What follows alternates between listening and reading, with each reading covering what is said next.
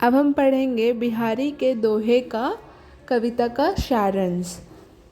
बिहारी श्री कृष्ण की सुंदरता का वर्णन करते हुए कहते हैं कि श्याम के सांवले शरीर पर पीले वस्त्र इस तरह शोभा प्रदान करती है जिस तरह नीलमणि पर्वत पर सूर्य की पहली किरण की रोशनी शोभा देता है। कवि कहते हैं कि जगत सारे विषयों की जानकारी रखती है परंतु परमात्मा के ज्ञान को, भक्ति भावना को नहीं जानती। ठीक उसी प्रकार जिस प्रकार आँखें हैं जो पूरी दुनिया को देखती हैं परंतु अपने आप को नहीं देख पाती। कवि कृष्ण की रूप सौंदर्यता का वर्णन करते हुए कहते हैं कि आपके सिर पर मोर मुकुट, पीली धोती, गले में माला, ये सब तुम्हारे रूप सौंदर्य की शोभा बढ़ा रही है कृष्ण। यही सुंदरता की तरह कृष्ण आप मेरे मन में बसे रहो। गोपियाँ ने श्री कृष्ण से बात करने की लालसा के कारण उनकी बांसुरी छुपा दी है।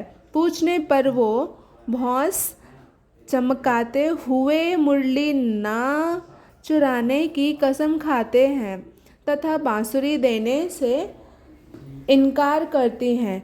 कवि का कहना है कि कोई व्यक्ति विद्वान होते हुए भी महान नहीं बनता है बल्कि वे अपने अच्छे गुणों से महान बनते हैं। उदाहरण धतूरा, इसे कनक भी कहा जाता है लेकिन यह नशा देता है, गहना नहीं, इसलिए धतूरा कभी सोना नहीं बन सकता। इसी प्रकार मनुष्य सज्जन होने पर ही महान बन सकता है। कवि का कहना है कि छोटे बुद्धि वाले व्यक्ति महान नहीं बन सकते। उदाहरण, चूहे के चमड़े से बड़ी वस्तु नहीं बनाई जा सकती। उसी प्रकार नीच बुद्धि वाले व्यक्ति महान कार्य नहीं कर सकते। इसीलिए हमें विवेकशील होना चाहिए।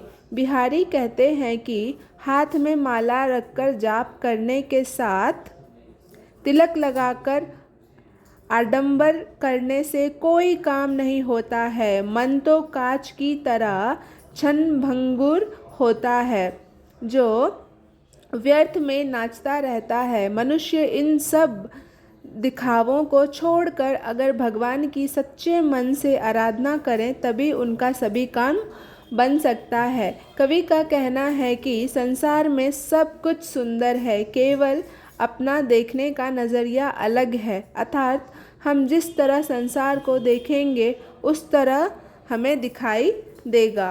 बिहारी जी का कहना है कि धन बढ़ने पर मन की इच्छा और भी बढ़ने लगता है।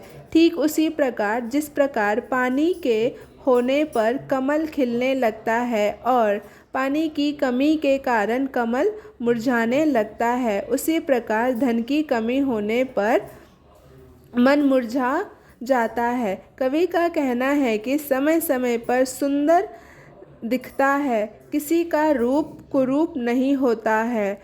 जिस तरह से जिस रूप में हम अपने मन को ढालेंगे वैसा ही अपना मन बनेगा।